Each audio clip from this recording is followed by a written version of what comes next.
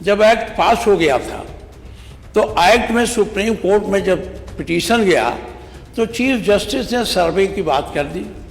और आप जानते थे इस सर्वे से अनावश्यक विवाद पैदा होगा तो सरकार को इसकी पुनरीक्षण याचिका दायर करनी चाहिए थी सुप्रीम कोर्ट में, जो नहीं हुई। अच्छा, ये जानते हुए कि सर्वे के बावजूद एक्ट के अनुसार उसका कोई रूप नहीं बदला जा सकता, मस्जिद को मंदिर नहीं बनाया जा सकता, मंदिर को मस्जिद नहीं बनाया जा सकता, ये उस एक्ट में प्रावधानित है, तो सर्वे का क्या मतलब है? सर्वे कराने का मतलब है सांप्रदायिक भावना को चोट पहुंचाना और जो हमारी समरसता है उसको बिगाड़ना। विधानसभा नियमावली में नियम है माननीय नेता कि नियम 56 में जब ग्राह्यता पर बात होती है तो जो नोटिस दिए होते हैं उन्हीं को बोलना चाहिए। जब चर्चा होती है तो पूरा सदन, कोई भी सदस्य उसमें हिस्सा ले सकता। मैं कोई आपत्ति इस बात की है, क्या माननीय सदस्य ने आपको कोई नोटिस दी थी? अगर नहीं नोटिस दी है तो ग्राह्यता पर इनको कैसे बोलने दिया गया? मैं ज़्यादा नहीं, दो बात कहना चाहता हूँ। मैं बहराइच खुद गया था। माननीय मुख्यमंत्री जी, बहराइच में जिस रास्ते से जुलूस निकलता था उस रास्ते में परंपरागत रूप से 50 मीटर में बड़ी घनी बस्ती है और वहाँ बड़ी संख्या में मुस्लिम आबादी है। जब पहले जुलूस जाता था तो वहाँ बड़ी संख्या में फोर्स लगा दी जाती थी। अब की बार कोई फोर्स लगाई नहीं गई और वहीं झगड़ा वितंडाबाद शुरू किया गया। अब ये कहना कि फोर्स मांगी नहीं गई, अरे सुनिए नहीं, हम भी जानते हैं। अरे शांत प्लीज शांत। वहाँ के थानाध्यक्ष ने पुलिस अधीक्षक को चिट्ठी लिखा था, थाना हरजी क्षेत्र में हर वर्ष की भांति इस वर्ष भी दशहरा हर्षोल्लास से मनाया जाएगा, जिसको सकुशल संपन्न कराने हेतु अतिरिक्त पुलिस बल की मांग हेतु प्रत्यावेदन। महोदय, सादर निवेदन है कि थाना स्थानीय क्षेत्र पूर्व की भांति इस वर्ष भी दशहरा पूरे हर्षोल्लास के साथ मनाया जाएगा। त्योहार के पूर्व की भांति इस वर्ष भी सकुशल संपन्न कराने हेतु इस अतिरिक्त बल, जिसमें 1.5 section PAC, 1.5 section paramilitary force की आवश्यकता है, जिसकी उक्त त्योहार सकुशल संपन्न कराया जा सके। ये चिट्ठी है। तो जब वो चिट्ठी आपका यशो पुलिस अधीक्षक को लिखा तो ये फोर्स क्यों नहीं दी गई? क्योंकि वो समझता था यहाँ हो सकता। उन्होंने किया तो ये आपके पुलिस प्रशासन की पूरी उदासीनता या तो उनकी साजिश का परिणाम है, यह बहराइच का दंगा। मैंने ये चिट्ठी आप वेरीफाई करवा लीजिएगा, देख लीजिए। अगर दिया गया, अगर ये फोर्स दे दिया गया होता तो वहाँ बहराइच में दंगा नहीं होता। बड़े पैमाने पर दुकानें जलाई गई, एक नौजवान गोली लगी मर गया। इसके साथ ही साथ वहाँ तो जो हुआ वहाँ से 25 किलोमीटर दूर जाकर वहाँ भी दुकानें फूंकी और जलाई गई। एक अनूप शुक्ला है, उनका पूरा वही जला दिया गया।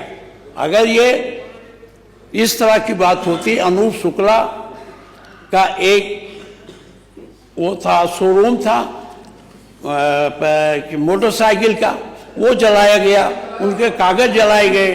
तो इसको, अरे भी आप रहे होंगे वहाँ, जानते होंगे, हम तो जानते नहीं, आप उसमें सम्मिलित रहे होंगे।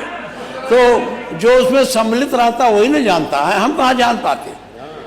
तो इसलिए मैं एक बात ये मुझे कहना था, इसकी जांच आप जरूर करवाइए। क्या पुलिस अधीक्षक के स्तर पर ये अगर गलती हुई, जिसमें 50 तमाम लोग, 7 लोग जेल में हैं, कितने लोग भागे हैं, 10 बस भागे हैं, वो इस भय को भी दूर करिए। यहाँ एक बात और कहना चाहूँगा, मुख्यमंत्री जी, हमेशा चलेगा। जब एक्ट पास हो गया था तो एक्ट में सुप्रीम कोर्ट में जब पिटीशन गया तो चीफ जस्टिस ने सर्वे की बात कर दी। और आप जानते थे इस सर्वे से अनावश्यक विवाद पैदा होगा तो सरकार को इसकी पुनरीक्षण याचिका दायर करनी चाहिए थी सुप्रीम कोर्ट में, जो नहीं हुई। अच्छा, ये जानते हुए कि सर्वे के बावजूद एक्ट के अनुसार उसका कोई रूप नहीं बदला जा सकता, मस्जिद को मंदिर नहीं बनाया जा सकता, मंदिर को मस्जिद नहीं बनाया जा सकता, ये उस एक्ट में प्रावधानित है। तो सर्वे का क्या मतलब है? सर्वे कराने का मतलब है सांप्रदायिक भावना को चोट पहुंचाना और जो हमारी समरसता है उसको बिगाड़ना। आज हम कहाँ खड़े हैं? जिस बुद्ध की धरा से दया और करुणा का संदेश गया हो, जिस उत्तर प्रदेश की धरा से वसुधैव कुटुंबकम का नारा निकला हो, आज वहीं अपने निवासियों के साथ क्या हो रहा, कितने भेदभाव हो रहे हैं, इसको कौन देखेगा? सनातन धर्म के पैरोकार लोग, सब लोग रोज इस बात को करते हैं, लेकिन आज ये क्यों हो रहा है? मैं आपसे निवेदन करता हूं कि मैं बहुत ज़्यादा हमारी घटनाओं पर बात हो गई, एक तो बहराइच की, दूसरी ये अब तो सुप्रीम कोर्ट ने प्रतिबंध लगा दिया, नहीं होगा, लेकिन इसकी उच्च स्तरीय जांच बहराइच की भी आपको करानी चाहिए। बहराइच केवल अधिकारियों के जांच पर न जाइए, आप तो विपक्ष में भी रहे हैं, ये अधिकारी, तब आप इनकी भी आलोचना करते रहे हैं, अब आप सरकार में हैं तो इनकी बातें सुन लेते हैं। ये कैसी रिपोर्ट देते हैं, कैसे आपको गुमराह करते हैं, कैसे शासन को इधर से उधर करने की बात करते हैं। इससे सावधानी पूर्वक आपसे मेरा निवेदन है। संभल भी उच्च स्तरीय जांच तो आपने बना दिया, कमेटी बना दी है। अब मैं अच्छा, ये आपने कहा मंदिर मिल गया, तो मंदिर तो अच्छी बात है, मिल गया, पहले से था, कौन नयापन आ गया? ये हुआ कि उस मंदिर का ताला खोल के आपने पुजारी बैठा दिया, पूजा हो, तो मंदिर का तो कोई विरोधी है नहीं, हर आदमी का। हमारे घर पर भी मंदिर है, हमारे घर के सामने बड़ा नहीं छोटा सा ही है, रोज उसमें जल चढ़ाया जाता है, हर हिंदू के घर पर होता है। जो कोई पुरातत्व वेत्ता ने खोद के तो निकाला नहीं कि बड़ी प्राचीन मंदिर को निकाला, इसको लेकर इतना चल रहा है मंदिर मिल गया, मंदिर मिल गया। अरे मंदिर था ही, मिला क्या? मंदिर था। इसलिए मैं आपसे आग्रह करूंगा, इस उत्तर प्रदेश की धरा को आप सांप्रदायिकता के आग में जाने से बचाइए। अगर ये सांप्रदायिकता की आग भड़की तो पूरा उत्तर प्रदेश यानी पूरा हिंदुस्तान में एक ऐसी स्थिति पैदा होगी जो हमारी समरसता है, जो हमारा हिंदू मुसलमान का भाईचारा है, वो टूटेगा, और जब वो टूटेगा तो अच्छी स्थिति नहीं बनेगी।